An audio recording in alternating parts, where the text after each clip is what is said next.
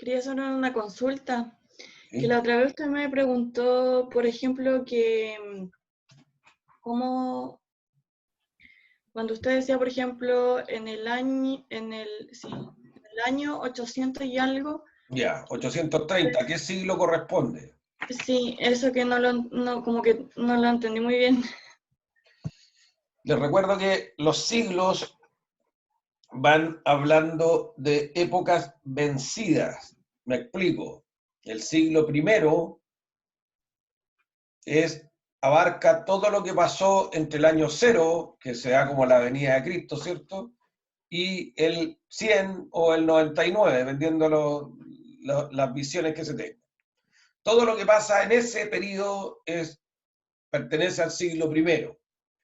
Entonces, si yo te digo, ¿qué me está preguntando Fernanda? No, yo, Betsabe. Betsabe. Si yo te digo, Betsabe, el año 1350, ¿a qué siglo corresponde?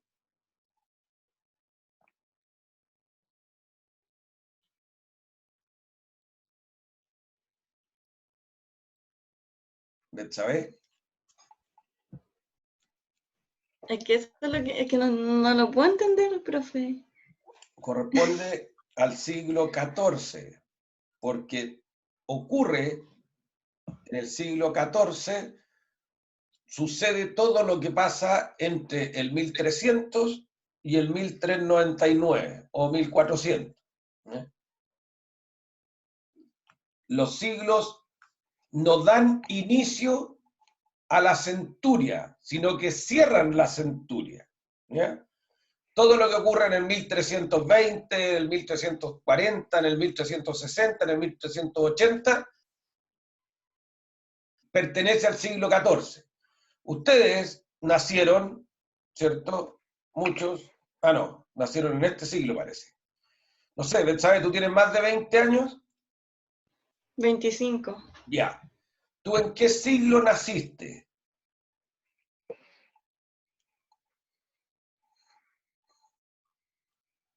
¿En qué siglo naciste, ¿sabes? En 1995 naciste tú, ¿cierto? Sí.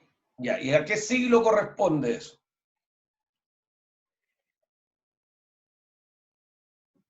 Al siglo XX, ¿cierto?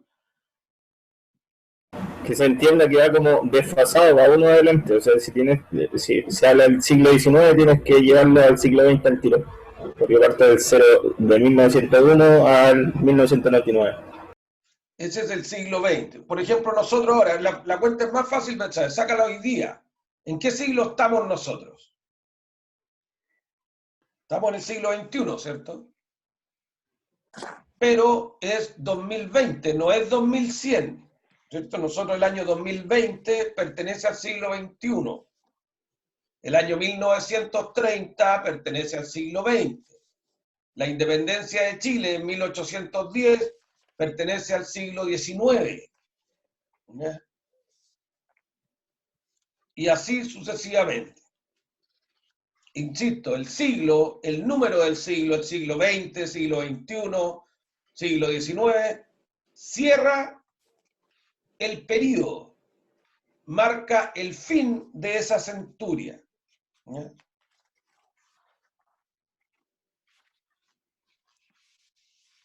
Siglo XX parte en el 1900, ¿cierto? Y termina en el 2000 o en el 1999.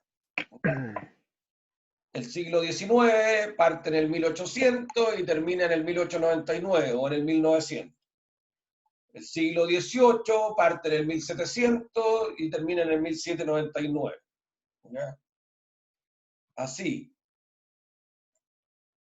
Ya, profe. ¿Ya? Bien. ¿Alguna otra duda? Paula Sepúlveda. Estábamos en el voto restringido o calificado, que es aquel voto que no es universal, ¿cierto? Que no le da a todas las personas la posibilidad de sufragar, sino que se requieren ciertos requisitos normalmente son patrimoniales o de educación, ¿cierto?, para poder votar. Si aquí en Chile saliera una ley, por ejemplo, que dijera que solo pueden votar los egresados cuarto medio, o solo pueden votar los que tengan un título profesional, ese voto, ese sufragio sería restringido o calificado, ¿ya? Porque lo está calificando, le está dando una cualificación para poder sufragar. Ahora pregúntame, Paula. No, lo que pienso yo que se da en Roma nomás, pues cuando los patricios nomás podían votar, pero hoy en día pedir que tenga patrimonio para votar, ¿se da?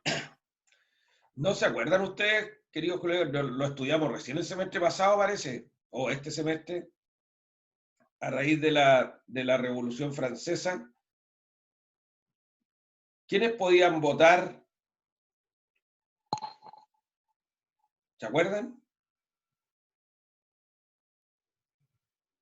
Hombres mayores de 25 años, ¿cierto?, que pagaran impuestos. ¿No se acuerdan de eso? Ah, por el hecho de Profesor, y en Chile igual, pues antes era 21 años, después la mujer tampoco votaba, y así ido Exacto. cambiando. Son restringidos. Los esclavos no votaban. Exacto. Son votos restringidos o calificados. ¿Ya? Ah, ya, o sea, por ejemplo, el hecho que también solo los hombres también se les llama restringido. Claro, Ah, ya. está restringido. No, es que yo pensé que era solo por ser intelectual o patrimonial. También puede haber... No. Ah, ya. No. Cumplir ciertos requisitos. Ya, y posteriormente está el voto censitario, que viene de censo de lista, de partida, ¿ya? En el cual solamente pueden sufragar quienes estén inscritos en ciertos censos, quienes estén censados en ciertas listas, ¿ya? Normalmente aquí en Chile sí se ocupa este tipo censitario para las primarias, para algunas primarias, ¿cierto? Pero en general, para los pronunciamientos, los plebiscitos, le hace eleccionario o el mismo término plebiscitario, ¿cierto?, nacionales, seguimos con la categoría universal. No se exige estar inscrito en ninguna lista para votar acá en Chile. Bien. Sistema electoral, estamos bien con esto. Ya, definimos constitución. Esto no está difícil. Ya. La genealogía constitucional, ¿cierto?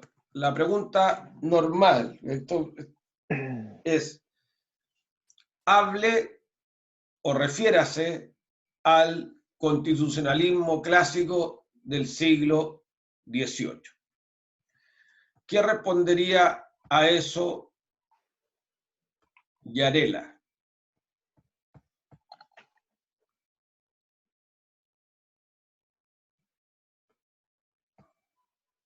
¿Está Yarela?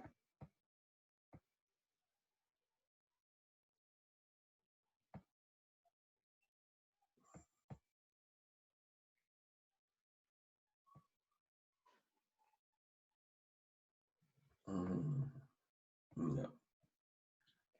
Profe, ¿Sí? dentro del constitucionalismo clásico, ¿y dónde se encuentran los principios de eso del imperio del derecho? ¿Sí? ¿Quién me está respondiendo, Flavio? Sí, Flavio. Ya.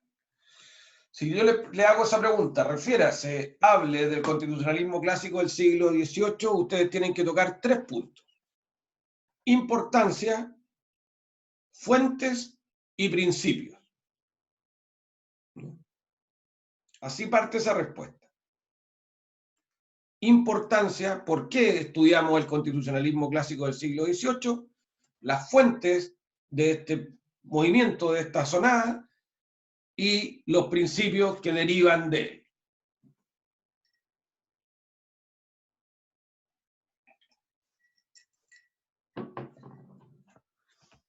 Refiérase a la importancia. Fernanda Rosales. Parece que estaba con problema de micrófono. Fernanda Rosales. Tiene el micrófono malo, profesor. Ah, ya. Don Juan Andrés Suárez. ¿Por qué es importante estudiar el constitucionalismo clásico del siglo XVIII? Juan Andrés.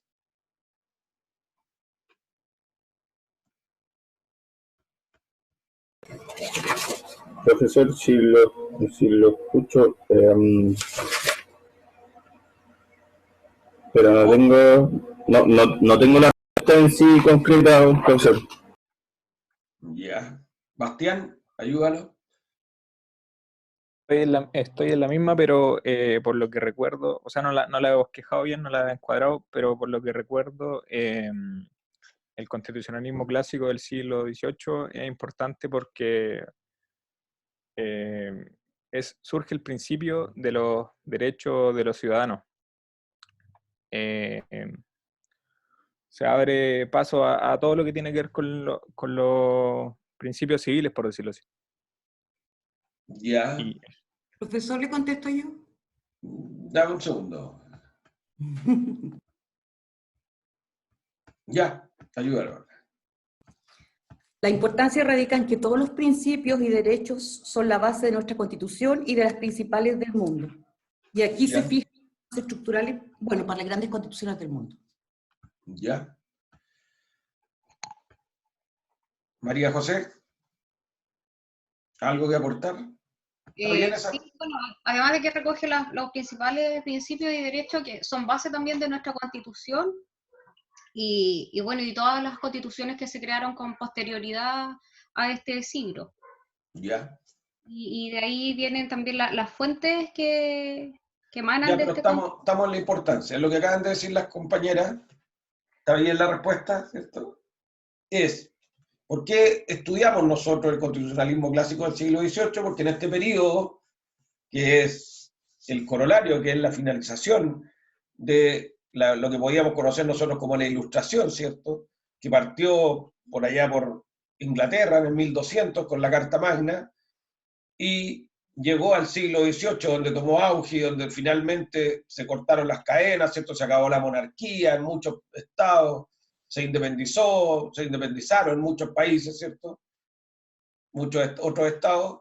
En este siglo XVIII es donde se plasman, donde surgen y quedan como antecedentes permanentes los principales principios, derechos, garantías, acuerdos, ¿cierto?, que son base de la mayor parte de los textos constitucionales del mundo, incluido el nuestro. ¿Eh? Y seguramente la nueva constitución que elijamos nosotros también va a seguir recogiendo principios, derechos y garantías que se establecieron en este periodo. Por eso de ahí nace la importancia. Principios, derechos, garantías, organismos, ¿cierto?, que se establecieron en este siglo son base de la mayor parte de los textos constitucionales del mundo, incluido la nuestra. Juan Andrés. Sí, profesor. ¿Está bien? Sí, profesor. Ahora háblame de las fuentes.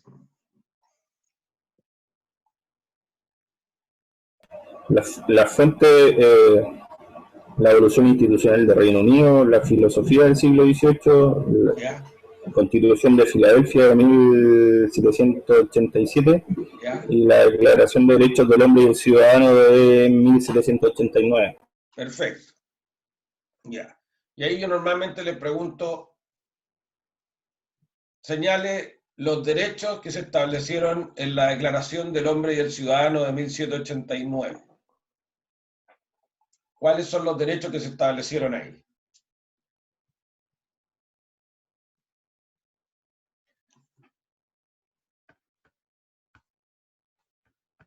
¿Te acuerdas, Bastián?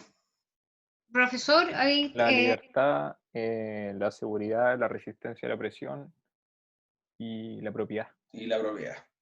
¿Ya? María José. sí, eso mismo. Ya. Perfecto.